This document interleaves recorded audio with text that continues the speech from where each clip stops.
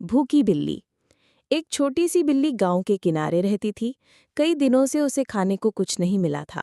वो हर सुबह उठती और इधर-उधर घूमकर खुराक तलाश करती, मगर हर बार खाली हाथ वापस आती। कभी कचरे के डब्बे में देखती, कभी खेतों में भागती, लेकिन उसे कुछ ना मिलता।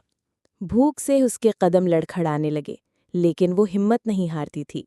वो सोचती, अगर मैं हार मान गई तो कभी जिंदा नहीं रह सकूंगी। मुझे कोशिश करते रहना होगा। एक दिन दोपहर के वक्त वो गांव की गलियों में निकली।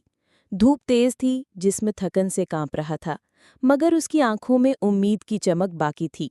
वो आगे बढ़ी तो एक दुकान के बाहर रखी बाल्टी में से दूध की खुशबू आई।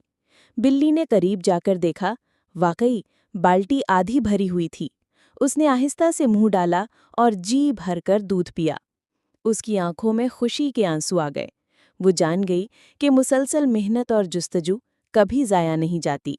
सबक: जो शख्स हिम्मत नहीं हारता, कुदरत आखिरकार उसे इनाम ज़रूर देती है।